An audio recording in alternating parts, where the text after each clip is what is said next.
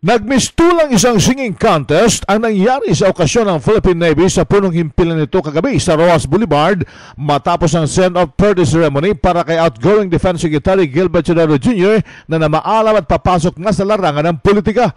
Ang mga opisyal at tauhan ng Philippine Navy ay sa isang kinamayan ni Chodoro matapos na maghandog ng kanilang mga awitin na sinimulan ni Navy Flag Officer in Command Vice Admiral Ferdinand Goles.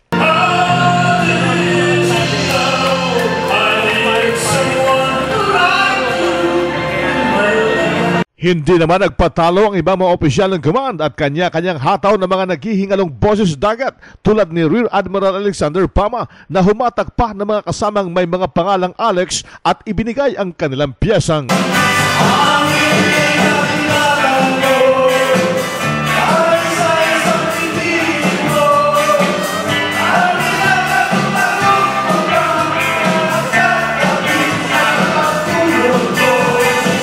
na-challenge ang pambato ng administrasyon sa pagkapangulo Gilbert Chodoro at inayudahan pa ni AFP Chief of Staff General Victor Ebrado.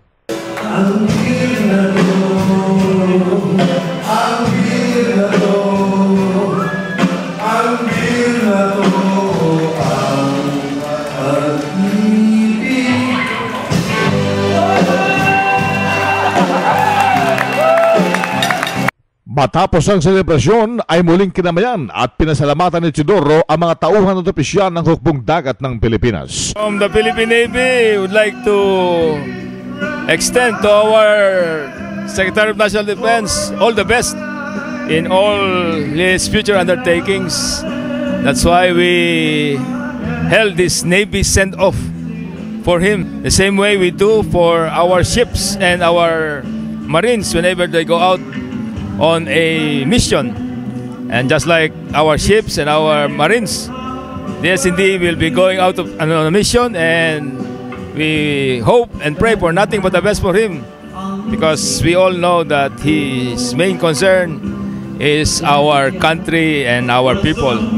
So all the best for our S&D, and may he continue to be blessed at all times with good health and the right mind, right decisions as he ventures into this new chapter of his life.